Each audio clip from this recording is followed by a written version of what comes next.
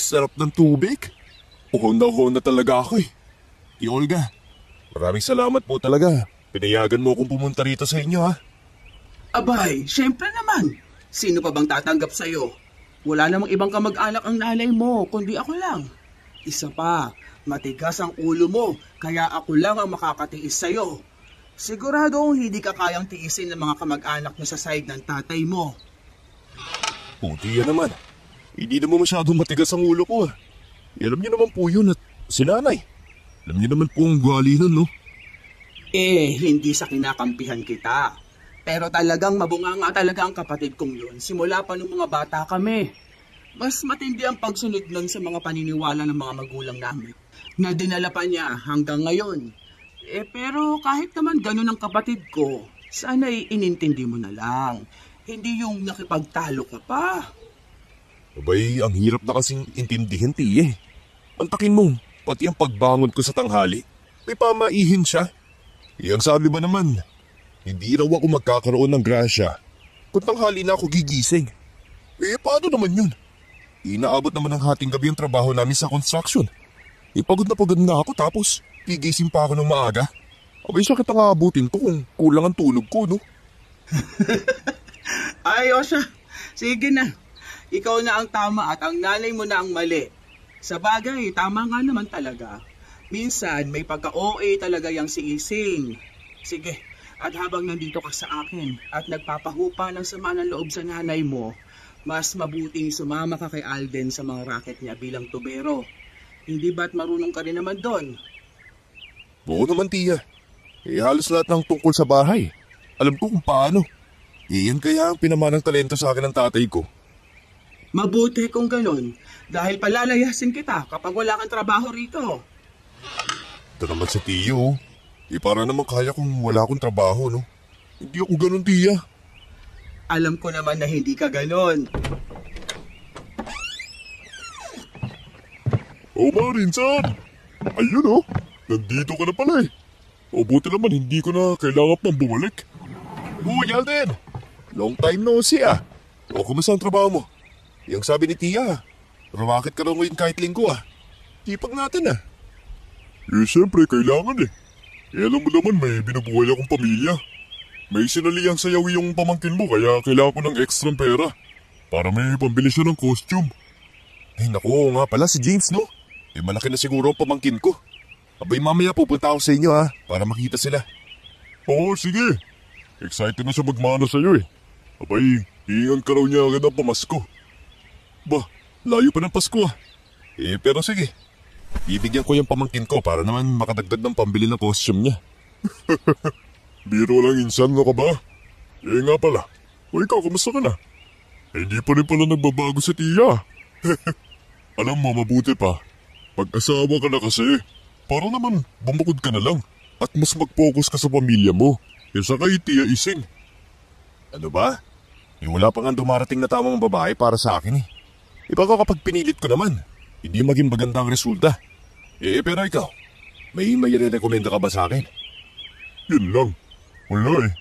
Sinusa ang misis ko kaya puro lalaki ang mga nakapaligid sa akin. Siya nga pala. Okay ka na bang magsimula sa pagtatrabaho bukas? May racket ako ulit eh. Ha? Meron ka agad? Oo. Ako lang kasi ang tubero sa baryo namin. Kaya ako lang ang tinatawagan nila kapag may sira. Ang dami nga nakaschedule eh. Nangangamoy tayo na nga ako sabi ng misis ko. Abay araw-araw ba naman halos walang pahinga eh. Grabe. Kasi naman, maligo ka rin dapat. Magiging amoy tayo ka rin minsan. O siya, uwi na ako ah. Baka pagkamalampang nambababaya ako kapag hindi pa ako nakauwi. Dumaan lang talaga ako kasi sinabi ni nanay darating ka.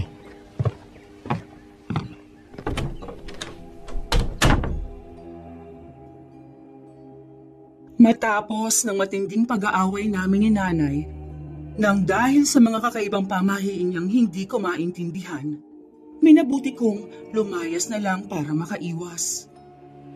At dahil wala naman kaming ibang kamag-anak na alam kong pwedeng tanggapin ako, dito nga ako pumunta kila Tia Olga. Siya ang ate ng nanay ko, na mapamahiin din naman pero hindi kasing OA ng nanay ko. Alam ko namang gusto lang niya kung ano ang makakabuti para sa akin. Pero hindi ko lang gusto yung sumusobra na. Sa sumunod na 2 linggo, naging matumal ang trabaho namin. Taliwas sa nabanggit ni Alden na marami daw. Medyo nahihiya na nga ako dahil naging tambay tuloy ako sa bahay ni Tia. Hanggang sa isang araw, habang nakatambay kami sa tindahan, isang ali ang dumaan na mukhang kakilala ni Alden. Ay, Alden! Mabuti at nakita kita. Maganda umaga nga pala. Magandang umaga ho, Aling Marga. Oh, bakit ho?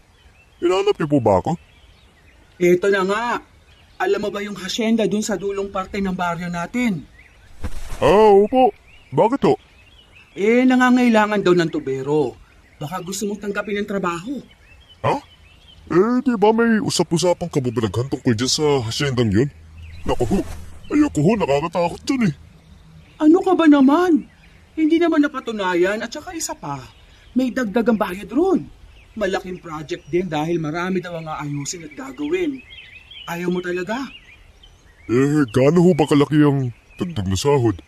Baka naman kakapiranggot lang. 10% daw ang dagdag kaysa sa presyo nyo. Naku, baka may side hustle ho yan o, Aling Marga. May dagdag dahil medyo matagal na at mahirap na atang gawin yung ibang dapat na gawin.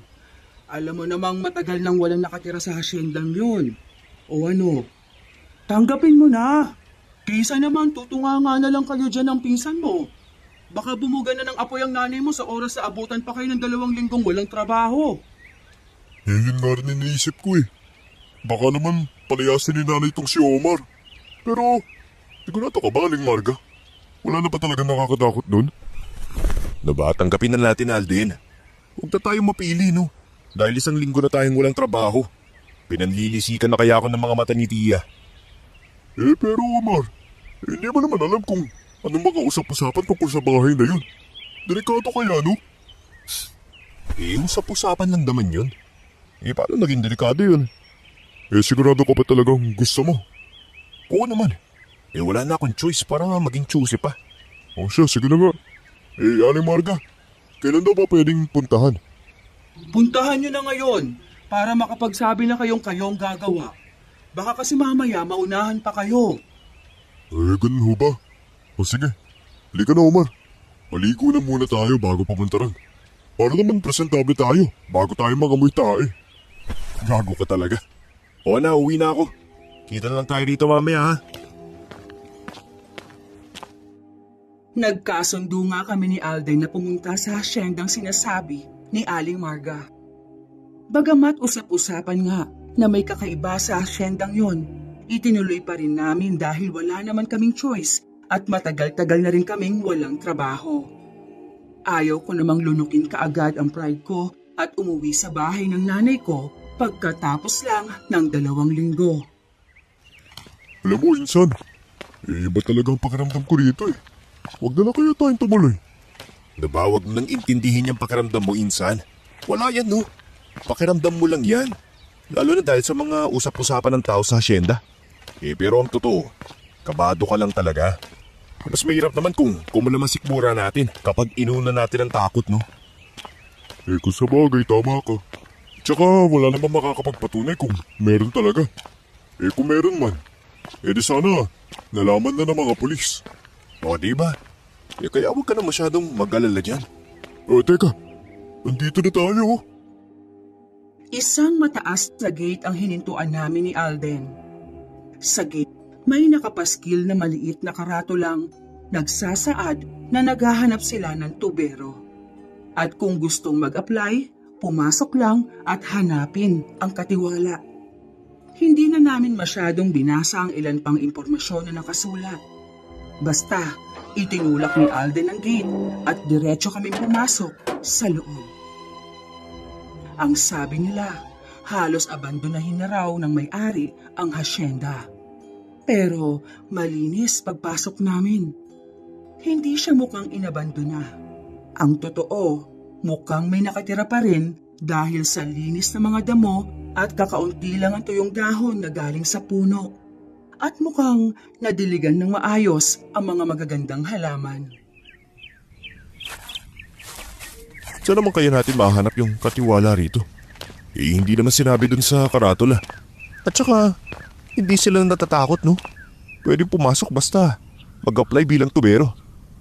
Paano kung magnanakaw palang pumasok? Ay naku, walang magnanakaw ang papasok dito, no? Takot lang nila. Alam mo, Alden, walang takot sa tao nangangailangan. Kita mo tayo. Sa bagay, tayo lang ang matapang na pumasok dito eh. Abay kung hindi dahil sa'yo, hindi ako papasok sa lugar na to, no? Hindi naman mukhang nakakatakot dito eh. O kita mo, ang linis pa nga ng bakuran eh. Pero, paano kung may aso pala dito? Ay, oo nga no. Hindi ko naisip yun ah. Baka nga, nag-aalaga sila ng asong malaki. Yung nangahabol ng tao. Ay naku, mag-ingat tayo insan. Baka bigla niya tayong lapain. Hindi naman siguro. Baka masyado lang tayong advance mag-isip. Ay, mag-apply ba kayo ng pagiging tubero? Ay, Diyos ko, mapaging langit. Manong naman? Bakit naman kayo nang gugulat dito? Pasensya ka na. Nagulat din ako na may tao eh. Kasi naman tinangling ko ng nakapaskil ang karatula sa may gate sa labas ng asyenda. Pero wala namang pumapasok dito. Kayo pa lang ang pumasok. Kayo na nga tang hindi natatakot dito sa asyenda eh. Kasi naman po, hindi naman nakakatakot dito. Yun nga lang. Walang katao-tao bukod sa inyo. Nako, mabuti na't hindi kayo natatakot. Pero hindi nyo pa nasagot ang tanong ko. Mga tubero ba kayo? Opo. May nakapagsabi po kasi sa amin na mas mataas po ang ibabayad nyo sa amin. Totoo po ba yun? Oo. Nasa may karatula yun. Nakalagay. Pwede ko ba namin tanungin kung bakit mas mahal ang ibabayad ninyo? Mas mataas ang ibabayad namin dahil maraming ayusin. At saka baka abutin tayo ng ilang araw sa paggawa nito. Ay, mabuti po yan. Mabuti po. At may nakapagsabi po sa amin tungkol sa paghahanap ninyo. Teka, kailan po ba kami pwedeng magsimula? Abay, pwede na kayo magsimula ngayon kung gusto ninyo. Mas mabilis ninyo mas matatapos. Abay, mas mabuti yun. Yan oh. Tamang-tama ho. Kasi dala na po namin yung mga gamit namin. Teka, akala ko ba ayaw mo? O siya, hali kayo rito sa loob. At ipapakita ko sa inyo mga ayusin ninyo. Pinapasok kami ng katiwala sa loob ng isang malaki pero lumang bahay. Ang mga gamit ay halos antigo na. May mga paintings pa na nakasabit sa dingding na pader. Mga mukha siguro ng mga may-ari. Kung titingnan, mukha itong sa mga horror movies na napapanood sa pelikula. Yung malaking bahay na pinamumugaran na ng mga multo. Pero hindi naman kasi ako natatakot sa mga multo. Para sa akin, hindi sila totoo. Eto din sa may kusina. Luma na mga tubo rito. Ang dapat nyong gawin, kailangan nyong palitan ng bago. At mag-install na rin ng mga gripo dahil may mga tumutulo ng tubo dyan. Teka, doon sa isang banyo, sira ang lababo at ang gripo. Hindi na mahigpit. Doon sa may kwarto sa dulo, barado naman ang inidoro. Doon din sa may likod ng bahay, may isa pang banyo roon na barado rin ang inidoro. Abay kayo na lang ang bahala kung paano gagawin yon. Basta't sabihan nyo lang ako ng mga kailangan. Ay siya nga pala, ano mga pangalan ninyo? Ako po si Omar. At yun naman po ang pinsan ko, si Alden. Tsaka huwag po kayo mag-alala. At magaling na tubero po siya. Specialist talaga niya ang pagtutubero. Abay mabuti kung gano'n. Ako naman si Victor. Pwede niyo akong tawaging Mang Victor. Huwag ng lolo ha. Mang Victor, pwede po ba akong magtanong? O sige, ano yon? Yung second floor po ba walang sira? Kung meron, isasabay na po namin. Ay, wala. Walang sira doon. Nga pala, paalala ko lang, muntik ko na makalimutan Huwag na huwag kayong aakyat sa taas. Dahil maraming mga mahalagang gamit doon. Abay kapag may nawalang gamit sa itaas, kayo ang pagbabayarin ko. Na? O sige ho, wala akong problema doon. Hindi naman po malikot yung mga kamay namin. Mabuti. O siya, magsimula na kayo para matapos kayo agad ha. Aalis na ako. Alam mo, Insan, hindi naman ako natatakot dito sa bahay na to. Kahit parang pang-horror film yung itsura. Pero bakit puro barado yung mga banyo? Matigas siguro ang tayo nung dati mayari nito. Sa ulo ka talaga, Alden. Huwag mo na ang isipin yun. Ang mabuti pa, magsimula na tayo. Para matapos na rin kaagad at mabayaran na.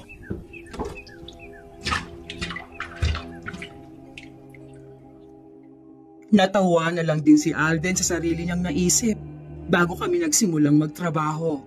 Balak naming unahin yung mga madadaling gawin bago yung nasa kusina dahil mas mahirap mag-install ng bagong tubo at gripo.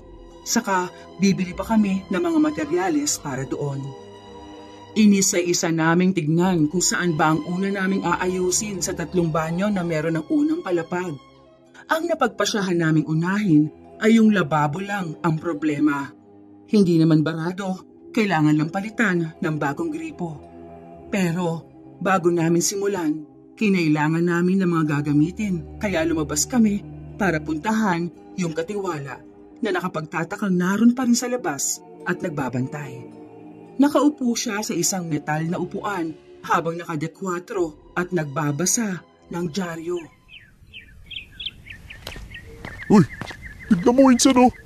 Parang siya may-ari sa dating niya eh. Oo nga no. Hindi kaya siya talaga may-ari? Mali natin. Pero ang isa pang iniisip ko, magbabantay ba talaga siya dyan hanggang sa matapos tayo? Baka. Pero huwag na natin pansinin pa. Siyempre, naniniguro lang yan. Kapag may nawala na gamit sa loob, malamang na siyang malilintikan. Kung sa bagay, tara na nga. Iabot na natin sa kanya yung listahan ng mga kailangan bilhin. Mang Victor, pasensya na po sa istorbo ha. Bakit? May problema ba? Kailangan ho kasi namin itong mga materyales na to para magawa namin ang mga kailangan palitan. Ganun ba? Teka ha, patingin nga ako. Ito po. Pali magkano ang lahat ng mga to? Siya nga pala, yung gripo. Kung ayos lang sana palitan nyo ng kaparehong disenyo lang din. Sige ho, wala pang problema. Estima ko ho, aabot ng 15,000 ang mga kailangan namin pero kung sakali pang sumobra, huwag po kayong mag-alala, ibabalik ko naman po. Ito. Huwag nyo lang ibalik pa yung sukli kung meron man at kung kulang. Magsabi lang kayo ha. 20,000? Naku ho, Mang Victor. Sobra na ho ito Tsaka nakakahiya kung sa amin na ang sobra. Ibabalik ho namin yun, pangako. Naku, tangkapin mo na. Walang problema sa akin. Malaki ang ibinigay na budget sa akin ng may-ari kaya ayos lang naman yan. O sige na, umalis na kayo para bumili ng mga materyales. At ang masimulan nyo na yan. Sige ho. Sabi niyo ho O tara na, Omar. Grabe naman ang galante nun At saka, ang bait din namang Victor kung iba yun, kinupit na yung sobrang perang pampagawa ng bahay. Pero siya, hindi niya ginawa. Sa halip, ibinigay niya pa sa atin. Oo nga Aba hindi nga rin ako makapaniwala kanina nung sinabi niyang atin na yung sobra. Kakaiba talaga siya. Kakaiba na parang di nakapaniwala, no? Grabe, medyo kinakabahan na tuloy ako. Baka nga may side hustle to ano namang side hustle kung ganun? Parang wala naman dahil maayos namang kausap si Mang Victor Ibabayaran lang tayo ng malaki. Biglang nagbago yung ihip ng hangin May kanina parang ayaw mo pa. Tapos ngayon, gusto mo na. Alam mo, Insan, people change. Natawa na lang ako kay Alden. Nagkwentuhan pa kami habang papunta kami sa hardware para bumili ng mga kailangang gamit. Para mas mapadali kami, binili na namin ang lahat bukod sa malalaking tubo na gagamitin sa kusina kung saan mas marami kaming gagawin. Itinanong na lang muna namin kung magkano para naman maitabi namin bukod sa natirang 5,000. Talagang naestima ni Alden ang gagastusin at tama nga na 15 pero dahil may pasobra, may tag 2,000 tuloy kami. Malaki na yon, kaya itinabi ko ang kalahati habang ang kalahati ay ibibigay ko kay Tia Olga. Pagkatapos naming mamili ng mga materyales, pagbalik namin sa hasyenda, agad kaming nagsimulang magtrabaho. Uy, lawan mo rito, Alden. Hindi ko makita oh. Alam mo, dapat nag-install tayo ng ilaw rito. Ang hirap eh. Wala akong makita oh. Hayaan mo na. Ang arte mo naman. Mahihirapan lang tayong abutin. Ang taas kaya ng ceiling, no? Pero alam mo, ako lang ba'y nakapansin? Parang amoy etchos dito eh. Oo nga. Akala ko, hininga mo lang yung naamoy ko eh. Tira ulo ka talaga. Nag-toothbrush kaya ako, no? Teka, tignan mo nga kung may etchas yung inodoro. Ha? Paano naman magkakaroon ng etchas yan? Wala naman tao dito, no? Ang baboy naman kung ilang taon nang hindi binubuhusan yan. Tignan mo na kasi. Nagre-reklamo ka tapos ngayon, ayaw mo tignan. Nasa iyo yung flashlight eh. Ay nako, sige na nga ako na. Ay putya, may etchas ka. Pre, paano nagkaroon ng etchas dito nang walang tao? Base sa itsura ng etchas. Parang bago lang to ah. Kaya siguradong hindi to sa dating may-ari ng bahay. Paano ba naman nalaman base sa itsura ng etchas? Napakalupit mo naman, insan. Uy, syempre. Kung ikaw kaya magtrabaho ng ilang taon bilang tubero, sigurado, alam na alam mo na yan. Idol ka talaga, insan. Ang mabuti pa, buhusan mo na yan. Para naman makapagtrabaho na tayo na maayos, no? Uy, napapansin ko, madalas mo na yata akong inuutusan ah. Ikaw naman, ako na kayo tumingin dito eh. Ay, naku. Oo na. Nagbabaka sakali lang naman ako na makalusot, no? Ako na ang magbubuhos. Sige na, lumabas ka na. Magiging sobrang baho na ito.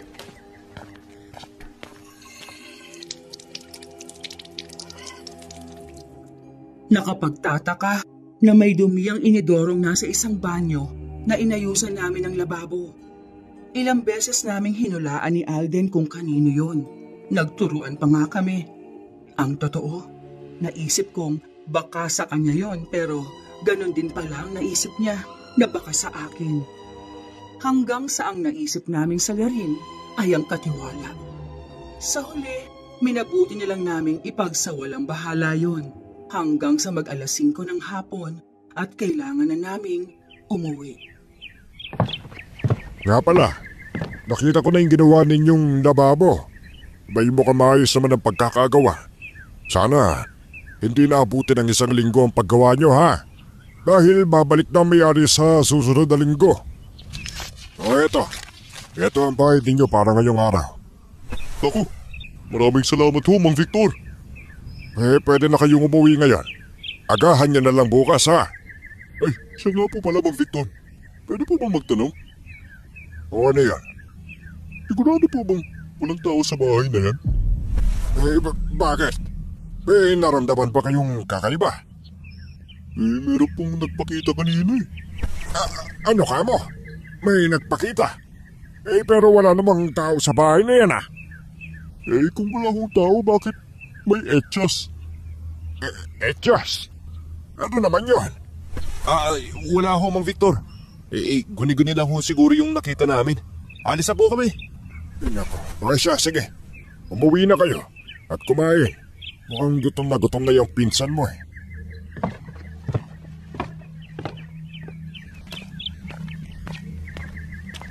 Ano ka ba naman, Alden? Bakit mo pa tinanong yun? Malamang na hindi siya amin, no? Sa kanya yung etchas. Biniro ko lang naman si Mang Victor eh. Nakita mo ba yung reaksyon niya kanina? Parang nahuli. Huli pero di kulong. Naulo ka talaga. Hindi ka na ka. Umuwi na tayo. Paiinitin mo pa talaga yung ulo ni Mang Victor eh. Kaya baka mamaya, hindi na tayo pabalikin bukas lang. Abay, ang laki pa naman ang binahid sa atin. Oo nga. Abay, mabuti na lang talaga. At tinanggap natin ang trabahong to. Sabi ko sa'yo eh. May patakot-takot ka pa kasi nalalaman eh. Excited kaming umuwi dahil nga malaki ang kinita namin. Maging si Tia Olga, Tuwang-tuwa sa wakas daw ay nagkaroon na ako ng trabaho. Hindi niya kasi gusto na tumatambay lang ako sa bahay habang siya ay nagtatrabaho sa palengke. Siguro nga may pagkakapareho sila ni nanay, pero at least si Tia Olga may preno pa naman ang bibig. Kinabukasan nga, maaga kaming nagpunta sa hasyenda para gawin naman ang sumunod na banyo. Sa pagkakataong ito, hindi namin inaasahan na ganon katindi ang bara ng inidoro. Ginamitan na natin ang plumbing stick. Pero ayaw pa rin eh. Mas mabuting kalasin na natin to. Alam mo siguro, may nahulog na ibang bagay sa inodoro na kumakalang. Kaya nga eh. Ano kaya yung nahulog na yun? Malalaman natin yan kapag natanggal na natin tong inodoro. Dahil sa tindi ng bara, kinailangan naming alisin ang inodoro para lang maalis ang nakabara sa lababo. Pagkatapos naming alisin, sinimulan na naming sundutin at alisin ang mga nakabara. Pero habang ginagawa namin yon, nakapagtataka ang mga nakukuha namin. May buhok! Siguro naman, normal lang na makakuha ng buhok. Baka naglalagas kasi yung buhok nung nakatira dito. Pero parang napakaraming buhok naman dito. Oo nga no. Hindi kaya nagugupit ng buhok? Pero bakit si inodoro tinatapon? Alam naman siguro nun na pwedeng magpara dito, no? Ay, nako. Mabuti pa, magtrabaho ka na lang. Ano ba yan? Teka! O bakit? Ano yun? Ito tayong nakabara eh. Insan, ano yan? Buto? Bakit parang hugis buto ng tao? Hindi naman siguro, insan. Masyadong maliit to eh. Baka buto-buto ng baboy tinapan dito. Bakit naman si inodoro yung tatapon? Pero sa totoo lang, insan. Tatawa-tawa lang ako dito ha. Alam mo ba kung anong totoong iniisip ko? Baka mamaya talaga may pinatay na tao dito eh. Tapos itinapon dito sa inodoro.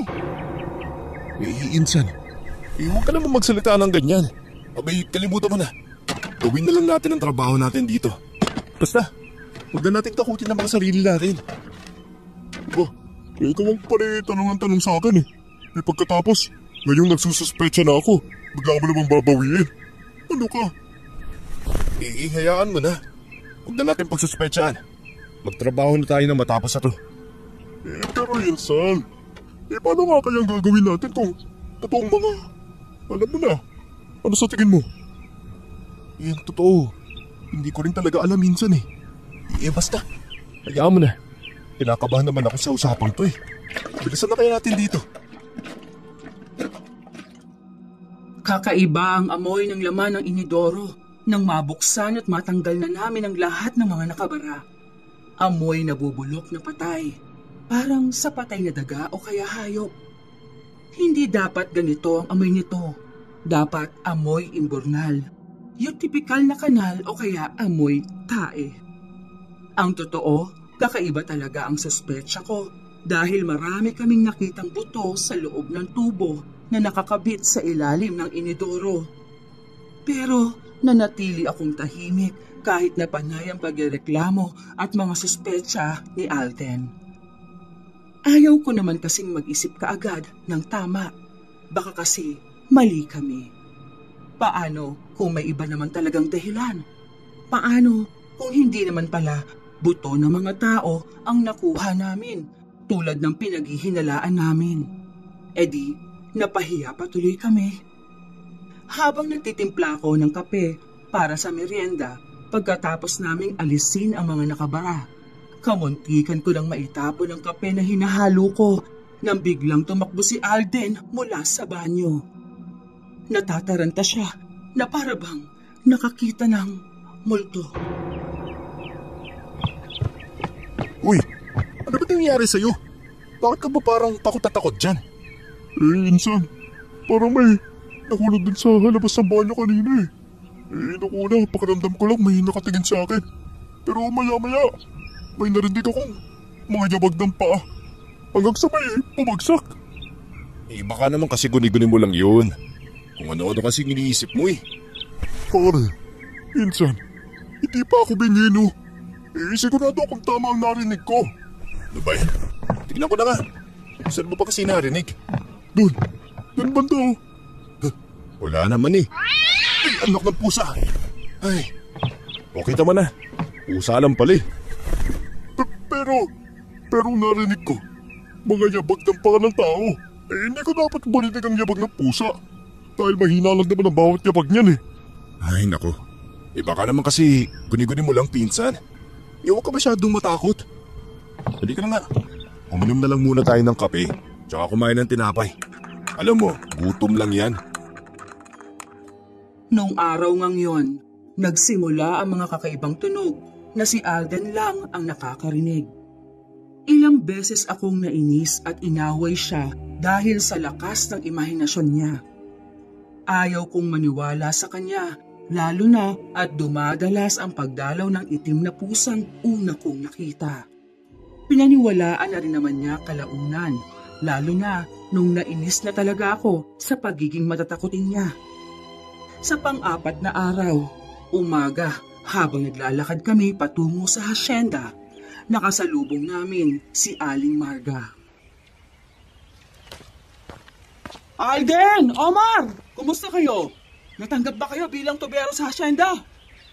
Oo po, Aling Marga. Maraming salamat po sa pagsabi sa amin tungkol sa trabaho. Abay, malaki po talaga pasahod ron. Sabi ko sa inyo eh. Nga pala, kumusta ang amo niyo ron? Mabait ba? Hindi naman po namin nakita. Ang nakausap lang po namin ay yung katiwala. Pero ang sabi, next week daw darating kaya pinapamadali kaming matapos. Ah, ganun ba? Yung kumakalat na chismis na may multo raw o may kakaibang nilalang sa loob, meron ba? Naku, Aling Marga. Parang meron nga talaga dun eh. Naku, ang dami kong narinig na tunog. Nagawa ng pusa, Aling Marga. Pusa ang madalas na gumagawa nun. Ito naman kasing si Alden eh. Masyadong matatakotin. Pero kahit pusa lang, mas mabuting naging maingat kayong dalawa. Nga pala, may ibibigay ako sa inyong dalawa. Heto. Ano ito, Aling Marga? Parang medalyon ah. Protection yan mula sa mga masasamang elemento. Basta't lagi lang ninyong dalhin yan kahit sa bulsa nyo lang ilagay. Naku, hindi ako naniniwala sa mga ganito. Teka, mabisa ka ba talaga? Wala namang masama kung susundin mo. Sige na, kunin nyo na yan at tumungo na sa hasyenda. Baka malate na kayo. Uy, sige ho, Aling Marga. Salamat po sa pagbigay ng protection sa amin. Walang anuman. Mag-iingat kayong dalawa. Parang may laman ang sinabi ni Aling Marga. Parang may nalalaman siya na hindi niya sinasabi sa amin. O baka naman, isa na namang pamahiin, kagaya na lang ng ibinigay niyang medalyon. Hindi ako naniniwala sa mga ganitong klaseng proteksyon. Para sa akin, kung mamamatay ka, mamamatay ka. Pero sa pagkakataong ito, tinanggap ko yon dahil parang may nararamdaman na rin akong kakaiba sa bahay na yon. Hindi ko nga lang bulgar na binabanggit kay Alden dahil gusto kong matiwasay na matapos ang trabaho namin. Hanggang sa... Ay, putya! Ay, nako! Ayan na naman ang pusa. Naku, Insan. Hindi na yan pusa. Sigurado ko hindi pusa yan. Ano ba yan? Halika nga. Tignan natin kung talagang hindi nga pusa. Nakakainis talaga yung pusang yan eh. Balik-balik dito. Nakakagulat na eh. Naku, Insan. Hindi na yan pusa. Naku, abang maaga pa umalis tayo rito. Ay, naku, para ka sira. Kung kailang patapos na tayo sa pagpapalit ng tubo. Tsaka mo gustong umalis. Pero ganyan naman eh. Araw-araw tayong kakaba-kaba. Dahil sa pusa. Ay, naku, ito na naman tayo, pinsan eh. Kukunin ko ang pusa at ibibigay sa katiwala. Sa inis ko, dumiretso ako roon sa pinanggalingan ng ingay. Nakarating ako sa sala ng bahay. Ang totoo, kinakabahan din ako kahit na sinasabi kong pusa lang yon. Naghanap ako ng pusa, pero hindi pusa ang nakita ko. Tumigil ako sa paglalakad at mabilis na kumabog ng mabilis ang dibdib ko nang may nakita ko sa ilalim ng lamesa. Oo, ano? Bakit tuminto ka? Alden, mukhang tama ka nga na. Hindi po siya. Ano? Tignan mo yung ilalim ng mesa. Anong? Diyos ka po! Alda! Alden! Hoy! Ocha! Bakit di matay? Hoy! Kisig!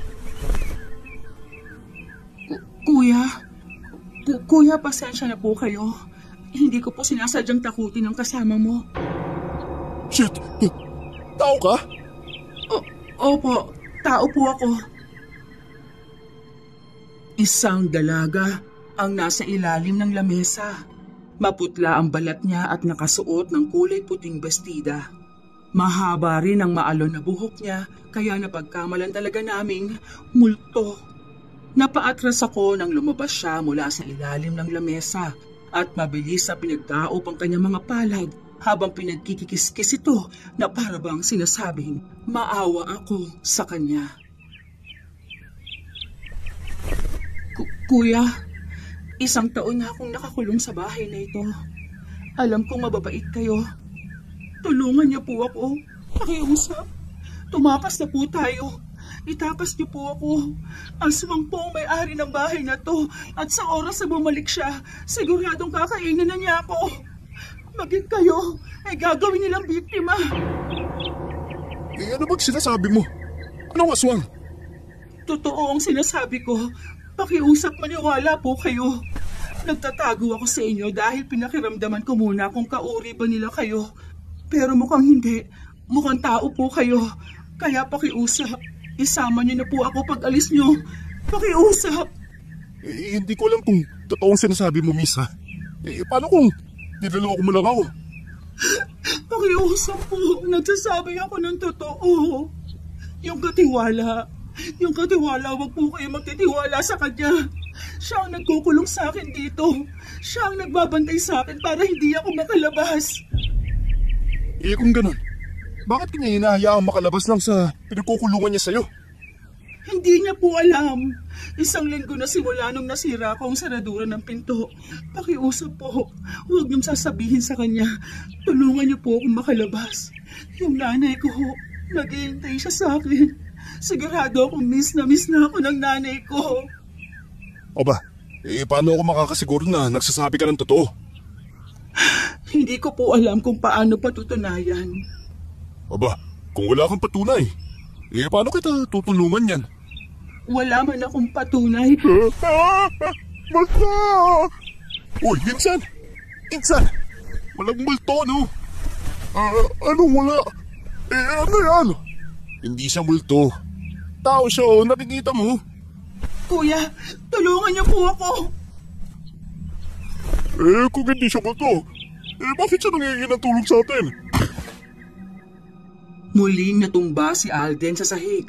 Mabuti na lang at nasaluko ang ulo niya dahil siguradong bukol ang abot niya. Ilang minuto lang din nahimasmasan si Alden. May bukol ang noon niya dahil sa unang pagkakabagsak niya. Kaya may hawak siyang yelo habang nakaupo kami sa sala at nag-uusap-usap. Anong gagawin natin, Insan? Itatakas ba natin siya? Ano sa tingin mo? Paano kung dito pala talaga nakatira yan? Paano kung kinalong lang dito dahil may kapansanan? Grabe ka naman dyan, oh. Mukha bang may kapansanan yan? Basta. Mukhang hindi maganda ang kutob ko, ang mabuti pa. Sabihin na lang natin sa katiwala. Wag pakiusap. Huwag niyo sabihin sa katiwala na nagpakita ako sa inyo. Oo nga naman, Alden. Baka kasi talagang kinalong siya rito. Kinukulong po talaga ako. Teka, heto po. Heto, may pruweba ako. Ito ang singsing na binigay sa akin ng nanay ko. Ang sabi niya sa akin, protection ka raw ito, pero ibibigay ko na lang sa inyo para mahanap niyo siya at maniwala kayo sa akin. Kung sakali mang mahanap niyo siya, sabihin niyong nandito lang ako. Teka, sino bang nanay mo? Hindi ko alam kung nandito pa siya sa baryo. Hindi kasi ako naging mabuting anak sa kanya. Malaki ang naging pagkakamali ko. Pero sana, nandito pa siya. Ang pangalan niya ay Rita. Ang singsing na binigay sa akin ni Annie ay ginto at may disenyong parang medalyon. Matapos naming kausapin si Annie, umakyat na siya ulit sa pangalawang palapag ng bahay para magpanggap daw na nakakulong pa rin siya. Habang kami ni Alden ay nag-umpisa ng magligpit ng mga gamit namin para umuwi na. O Insan, basta ha, huwag na muna natin banggitin ang tungkol dito sa katiwala ng bahay. Ewan ko lang pare ha. Pero sino ba dapat nating pagkatiwalaan? Yung katiwala na siyang nagpapasahod sa atin at binibigyan pa tayo ng malaking dagdag? O yung babaeng nakausap natin kanina? Hindi ko naman sinasabing hindi dapat tayo magtiwala kay Mang Victor. Kaya lang kasi, alam mo naman ang mga kakaiba dito sa bahay, di ba? Lalong-lalo na yung mga kinuha natin sa mga inodoro. Yung mga bato, yung buhok ng tao. Paano kung mga tao pala yun? At ang susunod na nilang biktima ay si Annie. Ay naku, hindi ko na alam minsan. Nalilito na rin ako sa dapat at hindi dapat gawin eh. Ay naku, hayaan mo na muna ako mag-isip.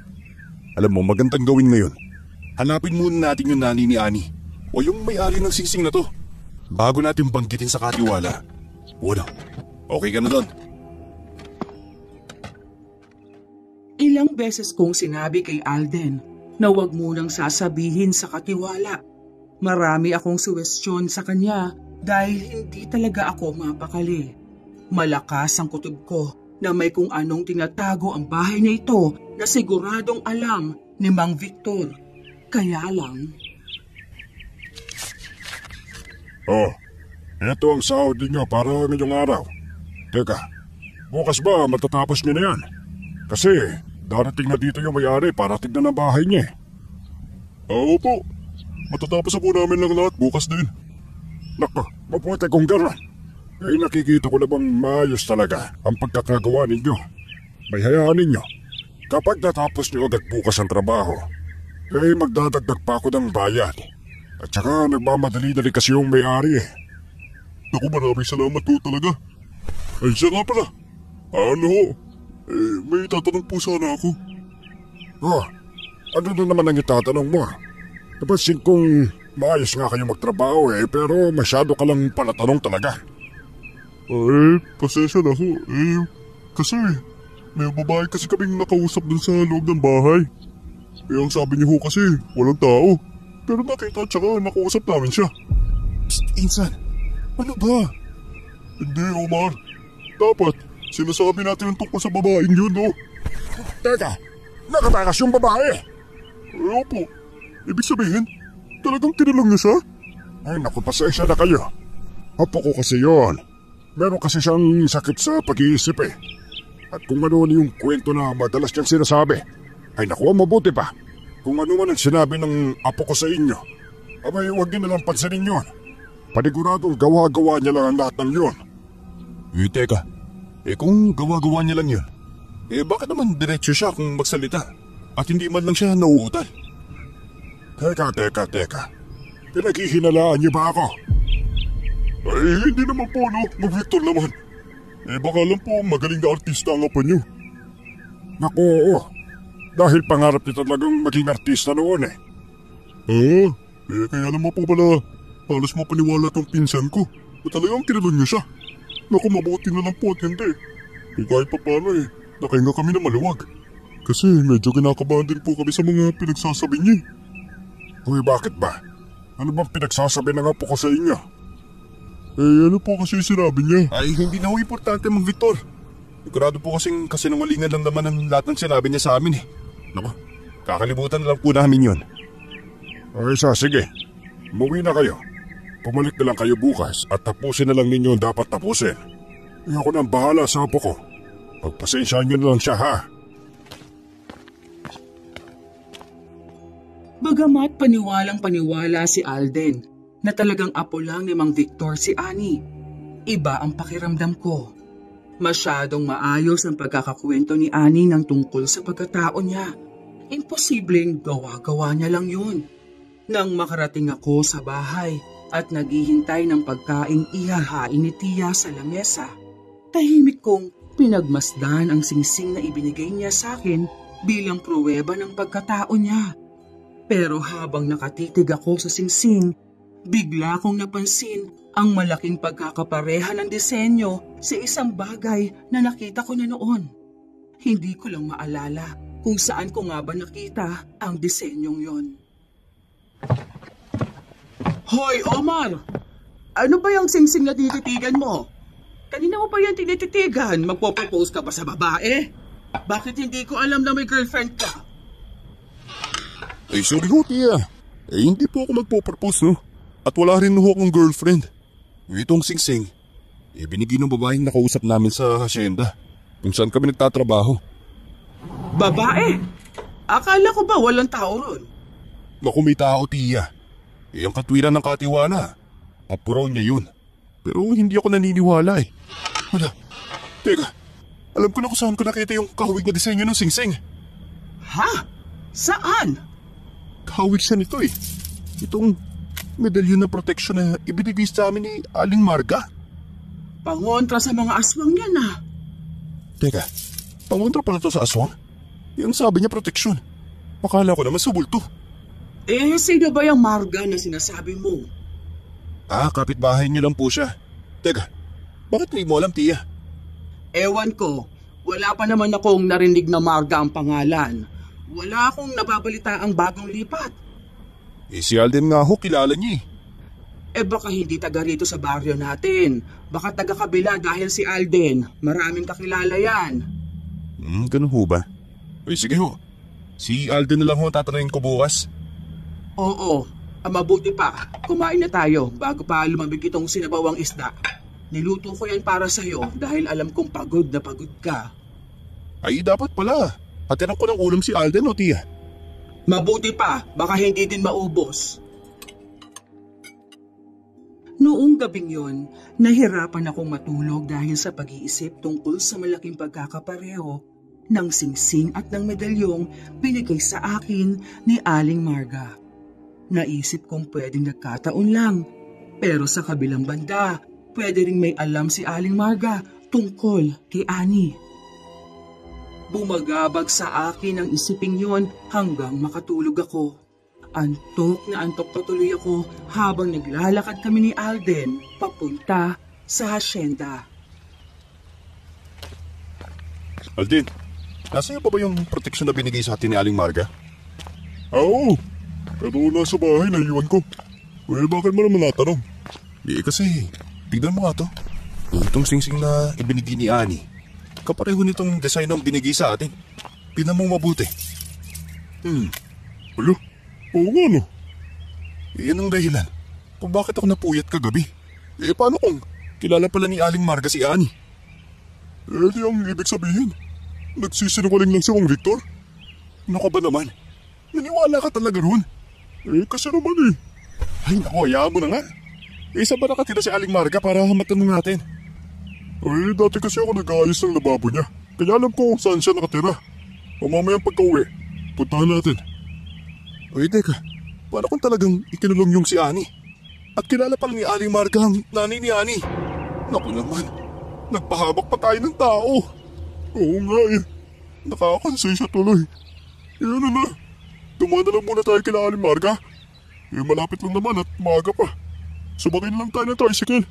Teka, iba talaga ang pakiramdam ko rito, Alden eh. Mabuti pa nga talagang puntahan na natin ang bahay ni Aling Marga. Minabuti nga naming pumunta sa bahay nila Aling Marga. Kagaya ng hula ni Tia Olga. Taga-kabilang baryo nga talaga siya. Pero hindi ganon kalayo. Dahil bungad ng sumunod na baryo lang ang bahay nila. Habang nasa tricycle, iba talaga ang pamamawis ng mga palad ko. Iba ang kutob ko ngayon. Saglit lang, nakarating na kaagad kami sa bahay nila. Tao po! Aling Marga! Tao po! Oh, Alden, Omar, anong ginagawa ninyo rito? Aling Marga, pwede po ba namin kayo makausap? Tungkol saan? Kasi po, may tatanong lang po kami mahalagang bagay. Tungkol po dito sa singsing na to. O man, ipakita mo na kay Aling Marga yung singsing. Ito po, Aling Marga. Saan ninyo nakuha ang singsing na yan? Doon po sa babaeng nasa asyenda po, Aling Marga. Pumasok kayo sa loob. Doon tayo mag-usap. Halika kayo. Maupo kayo. Sabihin niyo sa akin ang lahat na nangyari. Kasi ho, may babae po kaming nakausap sa loob ng bahay ron sa asyenda. Nang makausap namin siya, binanggit niyang Ani ang kanyang pangalan. At yung singsing na yan, bigay raw sa kanya ng nanay niyang si Rita. Kilala niyo po ba yung si Rita? Si Ani, ang anak ko. Teka, kayo ho si Rita? Anak niyo ho si Ani? Oo, Margarita ang pangalan ko. At anak ko si Ani. Teka, ano po ba nangyari? Bakit po nakakulong siya sa bahay na yun? Noong nakatira pa kami sa baryo ninyo, Rita pa ang gamit kong pangalan. May nakatira pa sa asyendang yon at isa roon yung gwapong binatang lalaki. Nagkapalagayan sila ng loob ng lalaki hanggang sa magkaroon sila ng relasyon. Parang nabaliw si Ani dahil sa kanya. Hanggang sa isang araw ay naglaho na lang bigla si Ani at Ronaldo. Inakala kong nagtanan sila. Pero nang bumalik si Ronaldo, hindi niya kasama si Ani. Ang sabi niya, hindi niya kasama ang anak ko nang umalis siya sa baryo. Pero hindi ako naniniwala. Mabait ang anak ko. Siya lang ang dahilan kung bakit naging rebelde siya at naging swail sa akin. Kung ganun ho, ano ho sa tingin niyo ang nangyari kay Ani? Kalat sa baryo namin na ilang beses na may nawalang tao banda sa asyenda nila. Na may nakitang pumapasok sa asyenda pero hindi na lumalabas pa.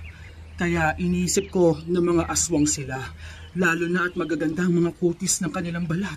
Mapuputla sila at sa tuwing may nawawalang tao, bigla na lang tikinis sa mga mukha nila at pumupula ang mga labi. Teka, hindi po ba kapag aswang pumapangit? May mga uri ng aswang na hindi pangit ang anyong tao nila. Sila yung mga dangga na ang itsura ay gwapo at mahilig sa magagandang babae o gwapong lalaki. Inaakit nila ang gusto nilang biktimahin pagkatapos sa kanila papatayin at kakainin kapag nahulog na lang gusto yung biktima nila. Teka, meron po ba talagang ganong nilalang?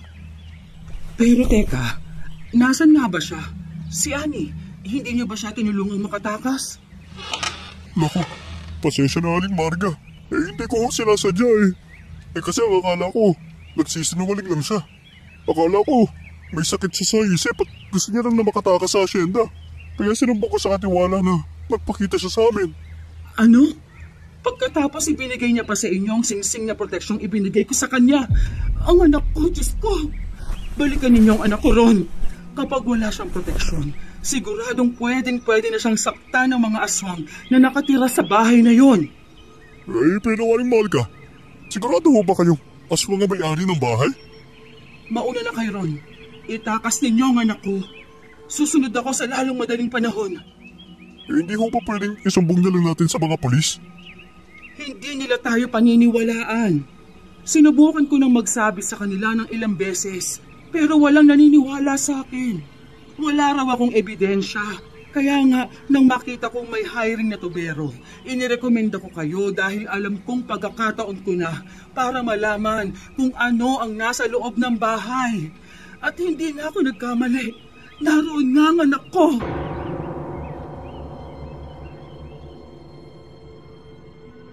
Humagulgol na ng tuluyan si Aling Marga matapos sabihin ang lahat sa amin. Pinilit niyang magmadali kaming umalis at alamin kung ano na ang lagay ni Ani. Pero bago kami umalis, binigyan niya kami ng bawang at asin na sinasabi niyang makakatulong na panlaban kung sakaling atakihin kami ng aswang. Hindi ako naniniwala roon. Mas naniniwala ako na ikinulong lang si Ani sa bahay na yon at may kung anong balak sa kanya ang may-ari. Nang nasa loob na kami ng bahay, pareho kaming kabado habang nagtatrabaho. Insan, sa tingin mo, saan kayo nakakulong si Annie? Alam mo, sigurado sa isa sa mga kwartong nandito. Pero wala namang kwarto dito sa baba. Baka naman sa itaas. Baka nga, pero pinagbawalan tayong umakyat ron, di ba? Oo, pinagbawalan tayo. Pero kailangan nating iligtas si Annie. Kailangan maibalik natin siya kay Aling Marga. Paano naman natin siya itatakas? Kung nasa labas lang ang katiwala at nagbabantay. Alam mo, kailangan nating gumawa ng paraan. Siguro pwede nating itakas mula sa kwarto. Pagtataguin na muna natin siya sa likod ng bahay. At pagkatapos, kukunin muna natin ang sweldo natin. Hindi ba't umaalis naman kagad yung katiwala kapag pauwi na tayo? Doon tayo tiyempo. Babalik tayo dito, tsaka kukunin si Annie. Yan, mukhang pwede na yan. Pero dapat may lookout. Ikaw na ang kukuha kay Annie. Ako na magiging lookout. Kapag biglang bumalik yung katiwala, tatawagin ko siya ng malakas. At sasabihin ko may inaiwan ako sa loob. Oo, tama. Mukhang magandang plano yan, Alden. Kaya bilasin na natin ang trabaho natin para matapos na. Hindi ko na kaya pang mas magtagal sa bahay na to, no?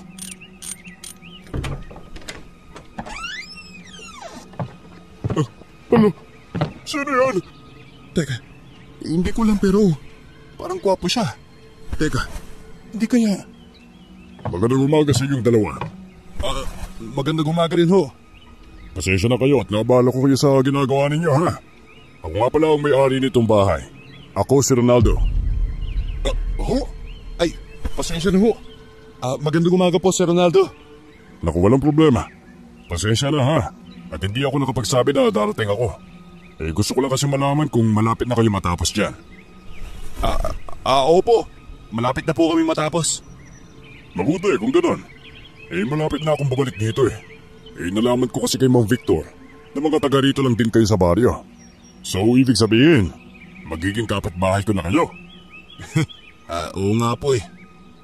Naku, masaya akong makilala mga magiging kapitbahay ko. O siya, tapusin niyo na yung ginagawa niyo. Maglilibot lang ako sa bahay ko, ha? At saka huwag kayong mag-alala. Magdadagdag pa ako ng bayad sa inyo. Dahil mukhang mababait naman kayong dalawa. Ay, naku, maraming salamat ho. Uy, Insan. Nakakatakot ang presensya niya. Oo nga, Insan eh. Pero ang kinakabahala ko ngayon, hindi kaya mas lalo tayong mahirapan na itakas si Annie kung nandito siya? Walang iya, oo nga ano. Paano na kaya to? Ay, naku, bahala na. Bilisan na lang natin ang pagtatrabaho. Nagmamadali kaming nagtrabaho. Pareho kaming tahimik at nagsasalita lang sa tuwing kinakailangan. Alam kong kagaya ko, kinakabahan din si Alden lalo na kung totoo nga ang sinasabi ni Aling Marga na aswang si Sir Ronaldo. Kasi paano namin siya kakalabanin kung sakaling talagang aswang nga siya?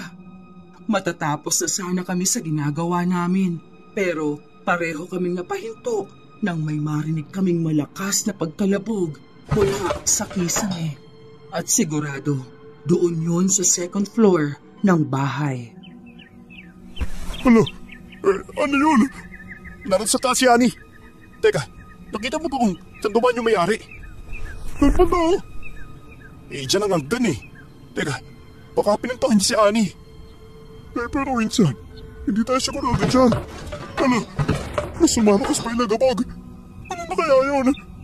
Ang mabuti pa. Iakitin na natin bago pa may kung ano mangyari kay Annie. Pero Insan, baka wala pa si Annie ron eh. Baka may ginagawa lang yung si Sir Ronaldo sa itaas. Alam mo, hindi natin maililitas si Annie kung puro tayo baka. Umakyat tayo sa taas bago pa mahuli ang lahat. Kuya Omar, sigurado ka ba rito? Oo, sigurado ako. Huwag ka na muna maingay. Pahanapin natin si Annie. Mabilis pero iniingatan namin ang bawat hakbang namin sa sahig nang makaakyat na kami sa second floor. Inisa-isa namin ang kwarto.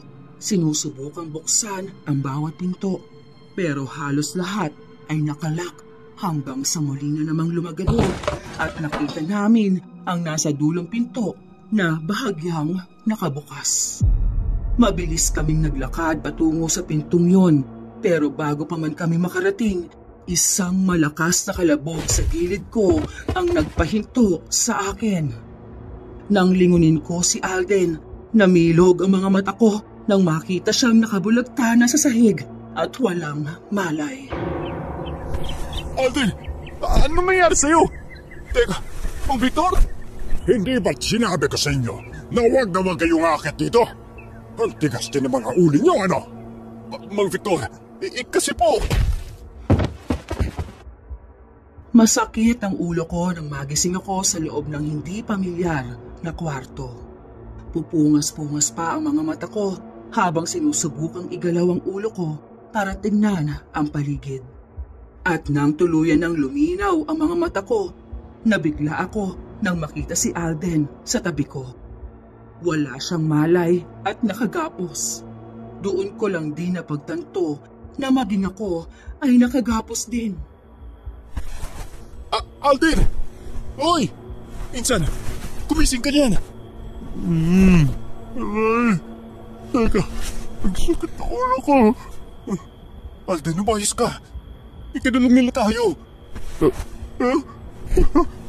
Isa tayo. Shh! Huwag kang maingay. Baka marinig nilang nagising na tayo. Teka, ano ba nangyari? Bakit tayo nandito? Si Mang Victor ang may gawa nito. Siya ang umampas sa ulo natin kanina. Teka, kanina lang ba yan? Sinabi ko naman sa'yo eh.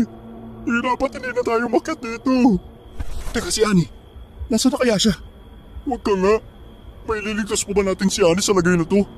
Pakiramdam ko nga hindi na eh. Baka nga mauna pa tayong kainin ng aswang na yun. Hindi ba nga sinabi ni Aling Marga? Magaganda at gwapong lalaki ang mga binibiktima ng aswang na langga. Hindi tayo bibiktimahin dahil mga pangit naman tayo eh. Teka, kailan ka paniniwala sa mga aswang? Ay teka, hindi ako pangit no. Ikaw lang yun. Ay nako, pwede ba? Huwag na tayo magtalo dito, insan. Ang mabuti pa, humanap na lang tayo ng paraan para makalis dito. Pangarap ko pa namang magkaroon ng sariling pamilya, no? Hindi ako pwedeng mamatay na lang dito. Ang asawa ko, baka hinahanap na ako. Kaya nga, kailangan na natin tumakas dito. Oo nga, makakatakas tayo dito. Huwag kang mag-alala, insan. So, paano na? Ano na? Lumapit ka sa akin, dalihan mo. Bakit pa? Ano ba meron? Dalihan mo.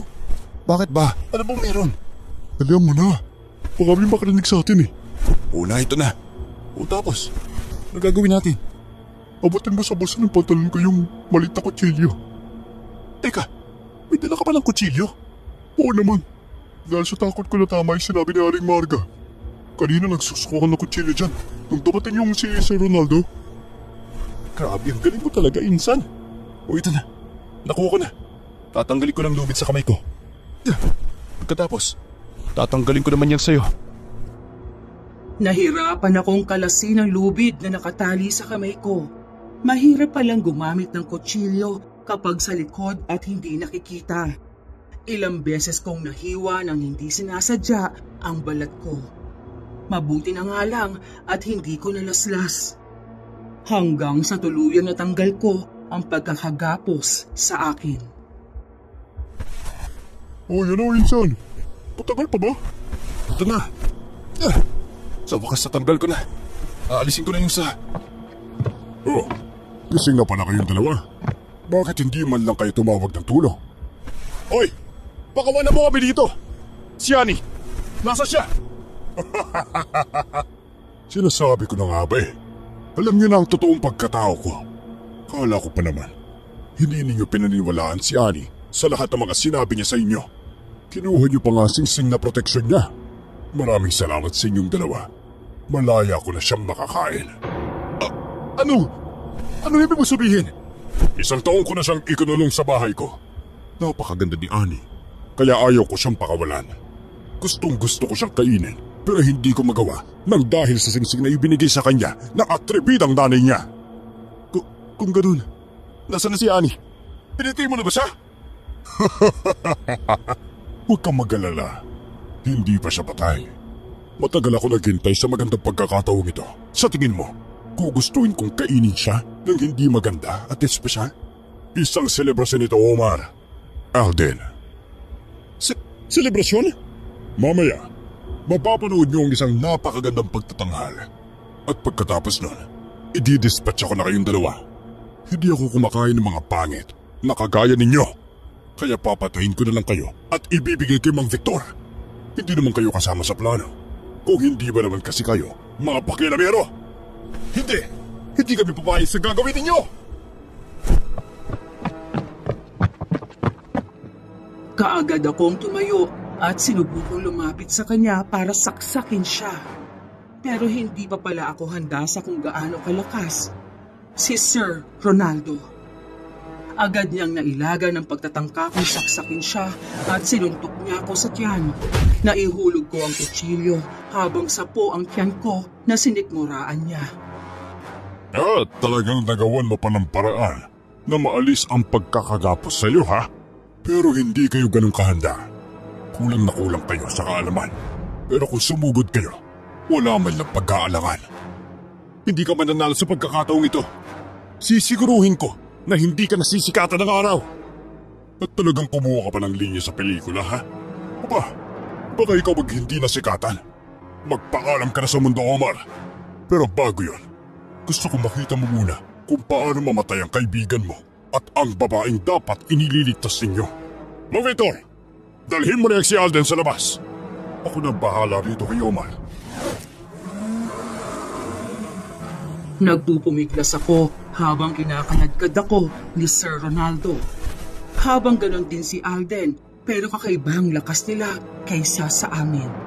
Malaki ang pagsisisi ko na hindi na muna kami naghanda ng husto at agad kaming sumugod rito kahit na alam naming pwede kaming madehado. Hindi ko naman kasi akalain na totoo palang aswang si Sir Ronaldo. Buong akala ko, isa lang siyang serial killer, kagaya ng mga nasa pelikula. Pero iba pala ang pelikula kaysa sa totoong buhay. Nang makababa kami sa unang palapag ng bahay, nakita namin si Annie na nakaupo sa isang magandang silya. Katapat niya ay isang lamesa na may nakapatong na kopita, isang palakol at plato, kutsara at tinidor. Mas lalo akong nagpumiglas mula sa pagkakahawak ni Sir Ronaldo. Bitawan mo ko! Hindi mo dapat gawin to! Hindi! At bakit hindi? Hindi ikaw ang masusunod rito. Bitawan mo ko! Tulong! Tulungan niyo ako! Walang makakatulong sa inyo rito.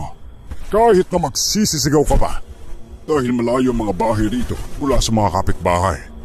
Kahit sa gate pa nakatambay ang tao, hindi kayo maririnig. Ronaldo, pakiusap, ako na lang ang biktimahin mo. Huwag mo na silang isama. Wala silang kasalanan. Ay, ang mga aswang, kailangan din kumain. Matagal lang hindi nakakakain ng tao itong si Mang Victor. Kailangan niya ng reward para sa pagiging mabait na katiwala. Ilang araw din niyang tiniis ang takam niya sa dalawang ito. Hindi, wag! Pakiusap, huwag mo na silang idamay. Hindi, Annie. Wala silang makain sa ating lahat. Hindi sila magtatagumpay. Sa pagkakataong nakita ko na kung nasaan si Annie. Puwersahang siniko ko ang sikmura ni Sir Ronaldo. Saglit lang siyang napaatras at nang susugurin niya na sana ako ulit. Mabilis kong nahugot ang plastik ng asin na nasa bulsa ko. Isinaboy ko yon sa mukha niya at agad siyang napahiyaw sa matinding sakit. Umusok ang kanyang mukha habang panay ang sigaw. Ginawa kong pagkakataon yon para sabuyan din si Mang Victor ng asin. Kaya nabitiwan niya si Alden. Hinatak ko si Alden palayo sa kanila at isinandal sa lamesa. Saka halos madapa para lang makuha ang palakol. Insan! Ano gagawin mo dyan? Inapagmamakawin mo sa lamesa. Dali! Ano? Teka, huwag mo puputulin ang kamay ko, ha? Bilisan mo na! Ang dami ng pangarte! Wag! Wag! Nanay ko po! Teka, kumalma ka, Alden! Bilisan mo na! Kailangan natin ipaglaban ang mga sarili natin dito. Wala nang epekto ng asin. Wisit ka, Omar! Sinira mo mukha ko! Teka, hindi ko sinira yan, ha? Sira na talaga yan. Una pa lang. Gamit ang natirang asin, ipinahid ko yon sa palakol at itinurok kay Sir Ronaldo. Namilog ang mga mata niya, tila natatakot pero pilit niyang pinakitang matapang siya. Teka, huwag ka lalapit. Alden, pakawala mo na si Annie. Dilay mo! Pero insan, baka hindi ko matanggal eh. Matatanggal mo yan, dalihan mo na. O ito na. Kagiginig pa eh. Anong akala niyo? Porket nakatakas lang kayo kaunti, makakatakas na talaga kayo? O bakit hindi ba? Hindi lang kami makakatakas dito. Mapapatay pa namin kayo. Grabe ang katapangan mo. Ikaw pa lang ang pinakamatapang na nakapasok sa pamamahay ko. Pero sa bagay, palagi namang may first time. Sa huli, magiging isa ka rin sa mga taong itinadhana ko sa oras na nasimot ko na ang dugo at mga lamang gusto ko. Pagkatapos ay ifina-flash ko sa inodoro. Anong? Ang ibig mo sabihin, yung mga nakabara na akala naming mga tubo. Oo, tama ang iniisip mo. Mga bato ng tao ang ginalis ninyo. Alam ko namang noong nililinis nyo ang mga yon, nagpikit mata lang kayo kahit halata ng mga tao yon. Dahil mga mukha yung pera. Katapat nyo lang ay pera. Oo, mga mukhang pera nga kami. Eh bakit? Wala naman taong hindi mukhang pera. Dahil kung walang pera, anong lalamunin namin? Inamin mo na nga mukha kayong pera. Oo, mukha kaming pera. Pero ang dahilan ko bakit nagpikit mata ako sa nakita namin habang naglilinis ang inodoro ninyo ay dahil sa tiwala namin sa inyo. Nagtiwala kami na mabubuting tao kayo. Hindi pala lahat ng sabi-sabi lang ay totoong sabi-sabi lang. Dahil may sabi-sabi na totoo talaga. Mga kampo ng demonyo pala talaga kayo. Sa galit ko, hinampas ko siya ng palakol. Pero kaagad na nakaiwas si Sir Ronaldo. Lumapit siya at kinalmot ang balat ko. Pero imbis na akong masaktan, napaso siya at parang nasaktan. Anong? Nakausap niyo ang nanay ni Annie? Binigyan din kayo ng proteksyon? Aha! Kaya pala hindi mo nasaktan si Annie sa loob ng 1 taon. Ang galing pala nang ibinigay sa amin ni Aling Marga, no? Mga bisit! Matapang na sinugod niya ako. Hahampasin ko sana siya ng palakol pero hindi ko nagawa. Naihulog ko yon ng mabilis na hawiin ni Mang Victor. Nasakal ako ni Sir Ronaldo sa lieg habang nanlilisik ang kanyang namumulang mga mata. Hindi man ikaw ang mapatay ko ngayon. Sisiguruhin ko na hindi niyo na mababawi si Annie. Akin lang siya. Akin lang! Marahas na inihagis niya ako sa sahig at sa isang iglap, narating niya si Annie na ngayon ay hindi pa rin nakakalagan ni Alden. Itinulak ni Sir Ronaldo si Alden sa sahig habang mabilis na hinatak niya sa braso si Annie. Huwag! Huwag, Ronaldo! Pakiusap! Matagal kong hinintay ang araw na ito, mahal. Sa tingin mo ba, papayag akong hindi ko malang matikman ang dugo mo? Hindi! Hinawakan niya ang gilid ng ulo ni Annie at ipinilit ito kahit na nagpupumiglas siya. Pagkatapos ay ngumanga si Sir Ronaldo at lumabas ang pangil sa kanyang mga ngipin kasunod ng pagpangit ng kanyang muka. Tatayo na sana ako para pigilan siya pero napigilan ako ni Mang Victor. Bitawan mo siya! Maawa ka sa babae! Hoy! Aswang na pangit! Bitawan mo si Annie! Itok sa'yo! Siya! Sa hindi ko inaasahang pagkakataon, biglang tumapang si Alden. Mula sa kanyang bulsa, inilabas niya ang bawang na dala niya. Ipinasak niya sa bibig ni Sir Ronaldo ang bawang habang si Annie ay sa wakas nakawala na rin. Nanginginig na tumayo siya palayo. Takbo na! Annie! Takbo! Halata ang pag-aalangan sa mukha ni Annie, pero pinilit niya si Alden na tumakbo. Walang magawa si Annie kundi ang tumakbo. Muntik pa siyang habulin ni Mang Victor, Pero hindi ko siya hinayaan. Hinawakan ko ang binti niya para hindi siya makasunod kay Annie. Annie! Victor, huwag mo hayaang makatakas siya. Hindi! Annie, bilisan mo tumakbo! Tuluyan kong nabitiwan si Mang Victor at nakatakbo siya para habulin si Annie. Sinubukan ko na ring bumangon mula sa pagkakadapa ko sa sahig at akmang habulin sana sila Annie. Pero napalingon ako sa likuran ko nang napasigaw si Alden na para bang nasasaktan. Nang makita ko sila, nanlaki ang mga mata ko. Nang naihulog na ni Alden sa sahig, ang medalyong meron siya habang nakaangat na ang mga paa niya dahil sinasakal na siya ni Sir Ronaldo. Tulungan mo ako! Tandaan mo siya! Magpaalam ka na sa pinsan mo! Hindi! Ikaw ang magpapaalam! Mabilis na dinampot ko ang palakol at saka siya hinampas sa braso. Kaagad na dumanak ang dugo mula roon. Saglit siyang natigilan habang nakatitig sa akin. Tila hindi pa makapaniwala sa ginawa ko. Naihulog niya si Alden sa sahig na agad hinimatay. Sa pagkakataong iyon, nagbago na ng husto ang kanyang anyo. Mula sa pagiging gwapo, naging pangit na kulay itim ang buong mukha niya. Talagang kinagalit mo ako, ha?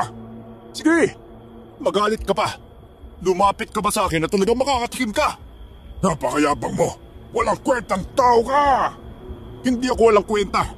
Ikaw ang walang kwenta! Sinugod niya ako at tinulak, kaya tumilapon ako sa ngayo. Mabilis siyang sumugod patungo sa direksyon ko at saka pinagsusuntok. Wala akong kalaban-laban sa kung paano niya ako bubugin. Kahit pala may medalyon ay magagawa niya akong saktan. Ang hindi lang ay ang masugatan ako. Nangihinga na ako habang patuloy niya akong binubugbog hanggang sa inakala kong wala na akong pag-asa. Narinig ko ang takot na boses ni Mang Victor. Sir Ronaldo! May sumating na albularyo! Ano? Sino? Ako! Olga! Relax ka lang dyan, pamangkin. Dahil matatapos na ang ganid na aswang na to. Kita mo nga naman. May tiyahin ka palang albularya. Tama na ang dakdak. Tapusin na natin ang buhay mo, Ronaldo. Kahit hinang-hina na ako, nagulat ako nang biglang sinugod ni Tia si Sir Ronaldo. Isang buntot pagi ang inihampas niya sa aswang na sumubok pang lumaban sa kanya.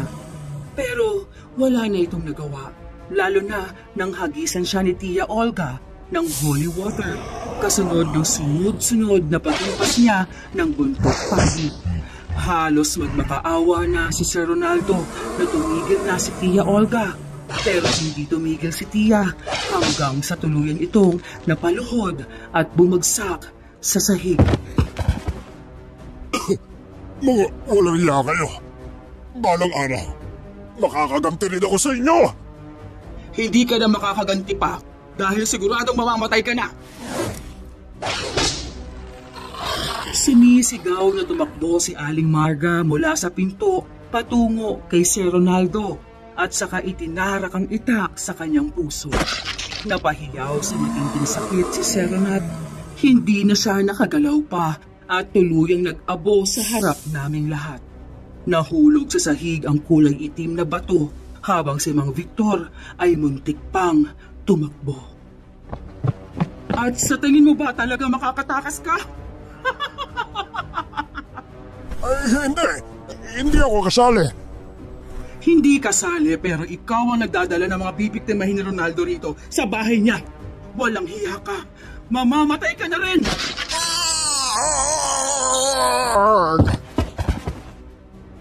Tuluyan na ring namatay si Mang Victor kagaya ni Sir Ronaldo. Nang tuluyang matapos ang lahat, tinulungan ako ni Aling Marga at Ani sa pagtayo mula sa sahig, habang si Tia Olga naman ang tumulong kay Alden. Umuwi na kami sa bahay ni Tia Olga pagkatapos.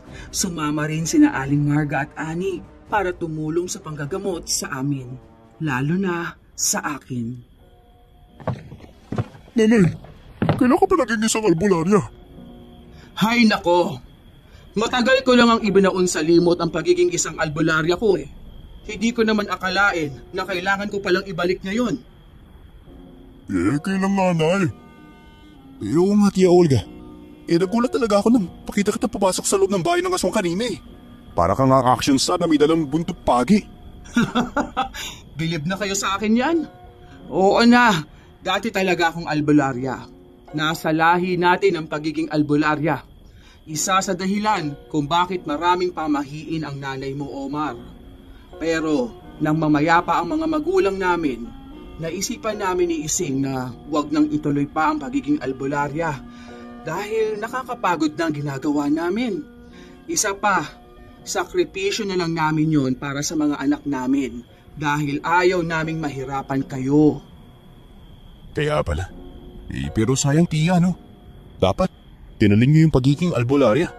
Hindi kaya nagtampo na sa langit sina lolo at lola? Siguradong masaya rin sila sa naging desisyon namin ng nanay mo. Ang lolo at lola nyo kasi, namatay sila sa pakikipaglaban sa isang engkanto. At kung sumunod kami sa mga yapak nila, di sana kakabaka ba kayo na baka bigla na lang kayo mawala ng nanay. Siya nga pala, Nay. Paano naman kayo nakarating sa bahay ng aswang? Si Rita ang pumunta sa akin dito.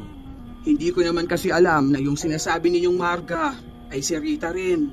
Nagpalit pala siya ng pangalan. Kaya ho pala hindi nyo alam nung tinanong ko sa inyo. Oo. Alam kasi nitong si Rita na dati akong albularya dahil medyo close kami nung bago ako magretiro bilang albularya. Uy, ganun ho ba? Siya nga pala, Haring Marga. Hindi pa ho pala kami nakapagpasalamat sa nagawa ninyong tulong sa amin. Kung hindi nyo sinabi kay Tia na naroon kami sa asyenda. Naku, baka nakaya na kami ng aswang na yun. At patuloy pa rin nag-aasik ng lagim. Ano ka ba? Kayo ang dahilan kung bakit nakuha ko ulit ang anak ko. Kaya bakit kayo ang nagpapasalamat sa akin? Ako dapat ang magpasalamat sa inyo. Ang totoo niyan, parang ipinain ko kayo sa aswang para lang malaman ko kung naroon ba talaga ang anak ko. Hindi naman po, Haring Marga. Nung nalaman pa lang namin na anak ninyo si Ani, alam na namin pwede kaming mapahamak sa oras na bumalik kami sa asyenda. Ay nako, tama na nga ang pagtuturuan kung sino ang mali at kung sino ang tama. Magpasalamat na lang tayong lahat na tapos na ang kalbaryo ng baryo natin at nailigtas natin itong si Ani. Oo nga, tama ka.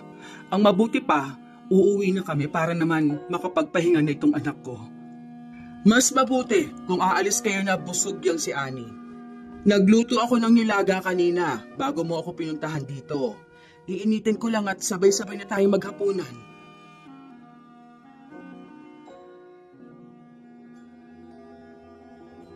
Noong gabing yon, halata ang saya sa mga mukha nila Aling Marga at Ani.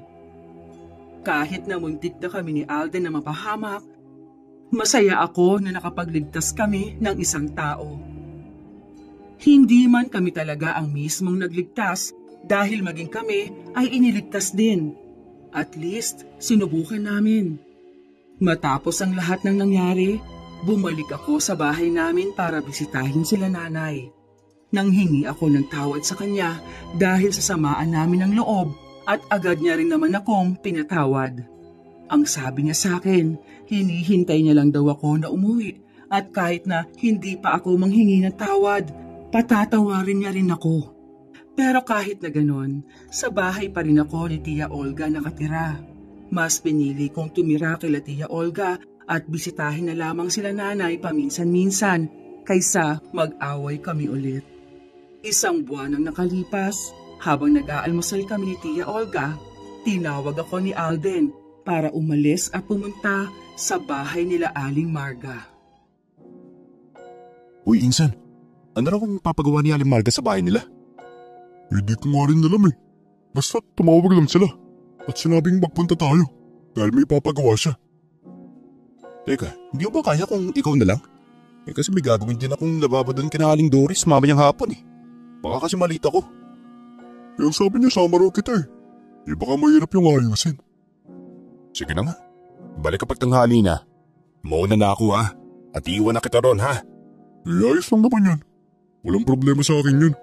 Teka, parang napapansin kong tumadami na ang mga racket mo ah. Parang mas marami ng racket mo sa akin ah. Hindi naman no. Kapag kailangan ng specialist, hindi ko naman kaya yun. Naku, mas marami pa rin may tiwala sa'yo no. Tara na nga. Sumakay na tayo ng tricycle. Pumunta kami sa bahay nila Aling Marga. Pero imbis na mag-ayos kami ng nasira sa bahay nila, iba ang nadatnan namin. Nagluto pala si Aling Marga ng pansit dahil sa birthday daw ni Annie. Saktong 1 buwan pagkatapos siyang nakaligtas. Alam ko kasing hindi kayo pupunta rito kapag sinabi kong ipaghahanda ko si Annie. Baka mahiya kayo kaya sinabi kong may ipapaayos ako. Kayo naman Aling Marga. Hindi naman ho kami tatanggi sa grasya ano? Dapat pala sinabi ko na lang na direkta ano? Teka, kukuhanan ko kayo ng juice. Sige Aling Marga. Maraming salamat po. Teka, masarap po yung pansit niyo ah. Masarap talaga ang luto ng nanay ko. Oo nga eh. Mukhang masarap talaga ang luto ni Aling Marga. Dahil bumilog na yung mukha mo. Hindi nagahin ng nakaraang buwan. Ganun ba? Salamat naman kung ganun. Sobrang payat at putla ko kaya. Mabuti na lang at hindi ako pinabayaan ni nanay. Pinatawad niya rin ako sa katigasan ng ulo ko. Wala namang nanay ang hindi mapapatawad ang anak nila, no? Sa bagay. Siya. Kumain na kayo ng pansit. Damihan nyo at kailangan dumating sa lahat ng mga inimbita ni nanay. Nakalimutan na yata ako ng mga dati kong kaibigan. Okay lang yan. Makakahanap ka rin ng bagong kaibigan. Pero bago yun, pwede pa kami na lang muna maging kaibigan mo? Ay sus! Umirit talaga siya oh. Tumigil kang Alden. Kung ano-ano namang iniisip mo dyan eh. Hoy, wala akong iniisip ah. Ikaw may sabi niyan. Ay, huwag mo nang pansinin si Alden. Ayos lang naman sa akin na maging kaibigan ko kayo. Basta ako off limits ha. Alam niyo naman ang asawa ko. Masyadong selosa. Bakit? May sinabi bang gagawin mo siyang chicks? Kaibigan lang naman eh. Alam ka namang iba ang nasa isip mo, Omar, no? Naku, huwag ka nga magkaila.